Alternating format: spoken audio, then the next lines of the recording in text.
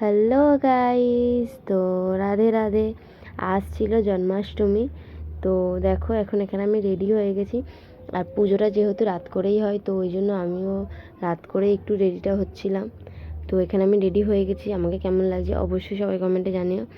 তো এখানে দেখো এখন আমরা পুজো দিতে যাওয়ার জন্য বেরিয়ে পড়েছি। আর আমরা অনেকে মিলেই যাচ্ছিলাম পুজোটা দিতে। আর এই পুজোটা রাত 12টার পরেই যেহেতু হয়, তো এবারে শুনেছি একটু তাড়াতাড়ি হয়েছে। তো ওই জন্যই বেরিয়ে পড়েছিলাম একটু তাড়াতাড়ি, নেয় অন্যবারে আরও দেরি করে যাই আমরা। অন্যবার আমরা ঘর দিয়ে হয়তো বেরোই 12:45টার সময় করে। তো এবার একটু তাড়াতাড়ি চলে গিয়েছিলাম, নাকি পুজোটা এবারে তাড়াতাড়ি হওয়ার ছিল। তো গিয়ে দেখো এখানে কীর্তন হচ্ছিল। আর মানে এখানে অনেকগুলো ঠাকুর রাখা ছিল, মানে কৃষ্ণেরই অনেকগুলো রাখা ছিল। তো এই দেখো এখানে একটা দেখো সে বসুদেব শ্রীকৃষ্ণকে মাথায় করে নিয়েছিল। এখানে একটা শ্রীকৃষ্ণ ছিল, খুবই সুন্দর লাগছিল ঠাকুরগুলো যেহেতু। আর এইখানে মানে বেশ ভালোই হয় পুজোটা। আমি এখানেই প্রথম বছর গেলাম, কিন্তু বেশ ভালোই হয় পুজোটা, বেশ ভালো লাগলো দেখে। এই কীর্তন হচ্ছিলো, শুনতেও বেশ ভালো লাগছিলো।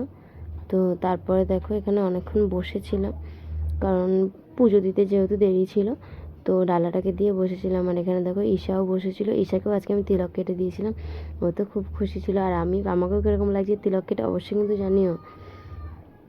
তো তারপরে দেখো এখানে পিছনে মা বসেছিল, ওটা আমার শাশুড়ি মা।